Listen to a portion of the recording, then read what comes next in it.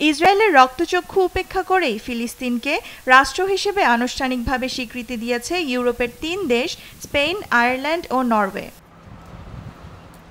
এর আগে মঙ্গলবার সকালে ফিলিস্তিনকে স্বাধীন রাষ্ট্র হিসেবে স্বীকৃতি দেওয়ার সিদ্ধান্তের বিষয়টি ঘোষণায় জানান স্প্যানিশ প্রধানমন্ত্রী পেড্রো সানচেজ। এ বিষয়ে দেশটির মন্ত্রিসভায় প্রধানমন্ত্রী বলেন, মধ্যপ্রাচ্যে শান্তি প্রতিষ্ঠার জন্য ফিলিস্তিন রাষ্ট্র গঠনের কোনো বিকল্প নেই। তিনি এক ঘোষণায় জানিয়েছেন, পূর্ব জেরুজালেম হবে ফিলিস্তিনের রাজধানী।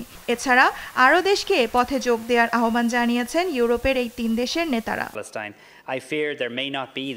আমরা নরওয়ে এবং স্পেনের সাথে ফিলিস্তিনকে রাষ্ট্র হিসেবে স্বীকৃতি দেওয়ার সিদ্ধান্ত নিয়েছি। আঞ্চলিক শান্তির জন্য এটি খুবই গুরুত্বপূর্ণ। আশা করি আগামী কয়েক সপ্তাহ ও মাসের মধ্যে ইউরোপের অন্যান্য দেশও ফিলিস্তিনকে স্বীকৃতি দেওয়ার সিদ্ধান্ত নেবে।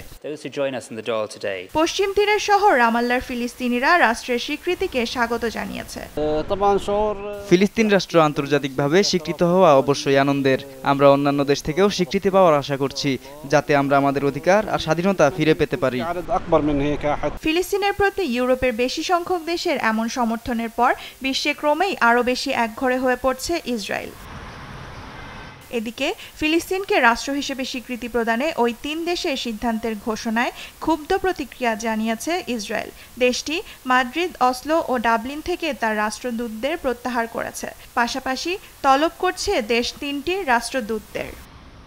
দেওয়ান মুবাশশিরা হোসেন, নিউজ ডেস্ক, দেশ টিভি।